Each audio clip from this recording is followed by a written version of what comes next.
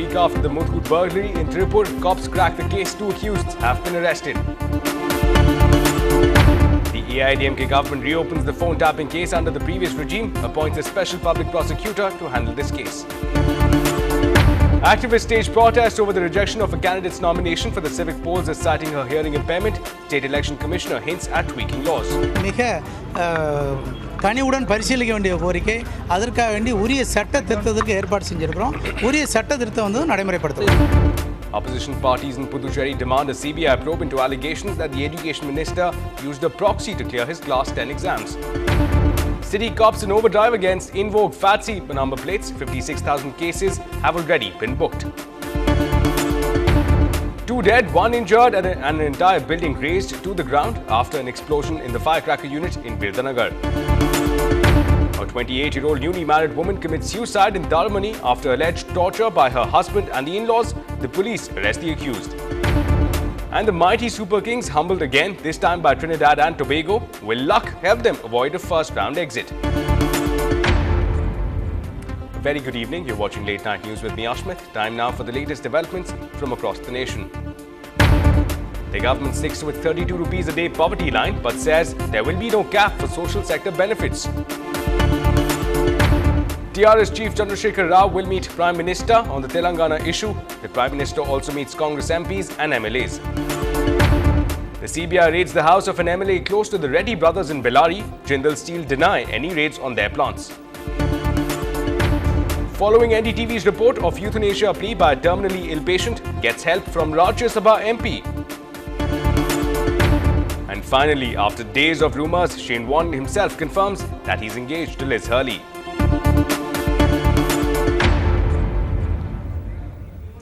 Firstly, barely 8 days after the Tirupur Muthoot burglary, it has been cracked by the cops. In fact, the cops have already arrested 2 persons accused in this case.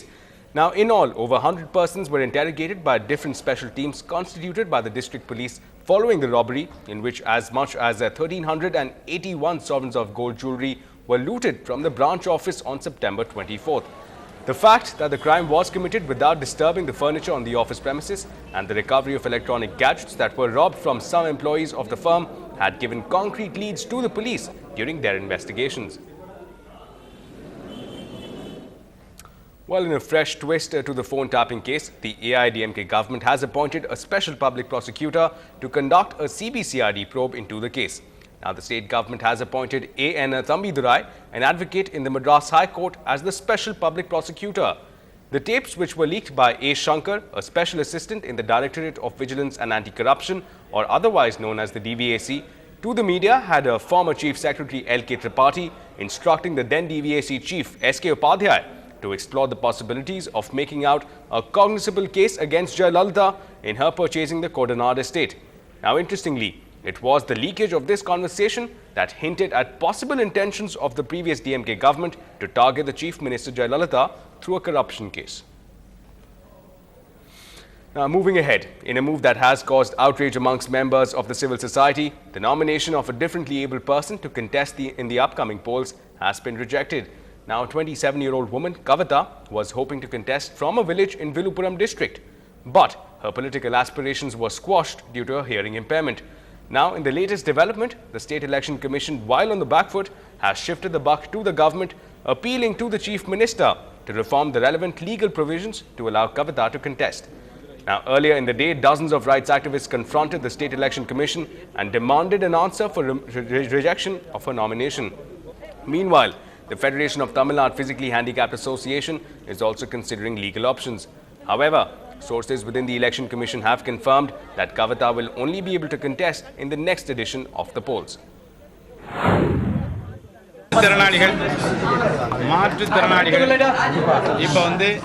தேர்தல் ஆணையத்துக்கு முறையிட்டிருக்காங்க. அவங்க மாற்றுத்திறனாளிகள் பேர் ஏற்கனவே உள்ள ஊராட்சி சட்டத்தில் செவிட்டு ஊமைகள் அப்படின்னு இருக்கிறத ஆட்சேபித்து இப்போ மனு கொடுத்துருக்குறாங்க. இதற்கான சட்ட திருத்தம் கேட்டு ஏற்கனவே ஆணையம் அரசுக்கு ப்ரப்போசல் கொடுத்துருக்குறாங்க. அது அரசினுடைய பரிசீலனையில் இருக்கு. நகர்ப்புற சட்டங்களில் தொடுநோயாளிகள் போட்டியிட முடியாதுன்னு இருக்கு, கலந்துக்க முடியாதுன்னு இருக்கு. அதற்கான சட்ட திருத்தம் விரைவில் அனுப்பி வைக்கப்படும். இந்த மனுவை தொடர்ந்து நடவடிக்கை எடுப்பதற்கு ஆணையம் விரைவான அனைத்து நடவடிக்கைகளையும் மேற்கொள்ள இருக்கிறது என்ற தகவலை தெரிவித்துக் கொள்கிறேன்.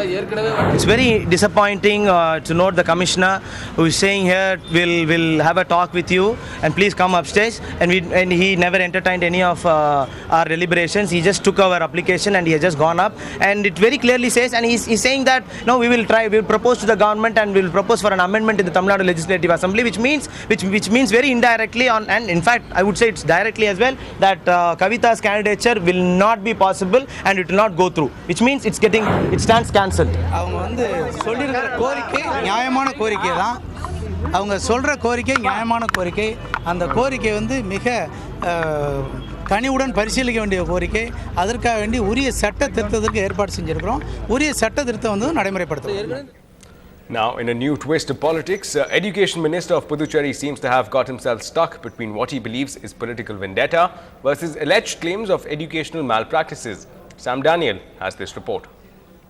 Did Puducherry's Education Minister try to pull a fast one on Tamil Nadu's Education Department? PML Kalyanasundaram allegedly sent someone else to write a science exam after he decided to take the 10th standard examinations as a private candidate in a Tamil Nadu center, 20 years after he dropped out of a school. Now Tamil Nadu has ordered a probe. Complaint illa nam show motta nam verification பண்றோம் அவ்வளவுதான். Just verifying, we are verifying. The Puducherry School Education Minister refused to speak on camera but denies sending a proxy.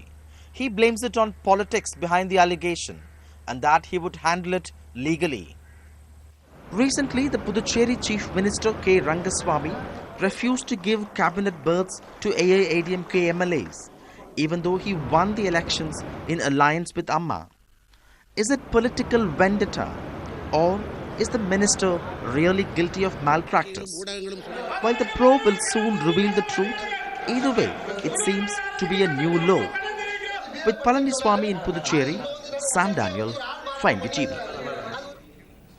Now, 2 people were killed and 1 other injured in an explosion at a fireworks manufacturing unit at a village near Satur in Virudhunagar district today. Now, the victims were employees of a cracker unit. That's, of course, a cracker manufacturing unit. All the injured were rushed to a nearby hospital. The impact of the explosion was such that the cracker manufacturing unit was completely gutted and was razed to the ground. Now, fire service personnel rushed to the spot to take up rescue work. Now, the 28-year-old woman who committed suicide at her residence in Taramani on Friday was allegedly being tortured by her husband and the in-laws. Now, the Velachery police arrested victim's husband Dinesh, his father Muthu and mother Sasikala on charges of abetment to suicide. Now, police say that Revati and Dinesh married 4 months back. Allegedly, after a heated argument, Revati took the extreme step and hung herself from the ceiling. An RDO inquiry was initiated on Friday. Today, the police arrested the trio and lodged them at the Pooral prison.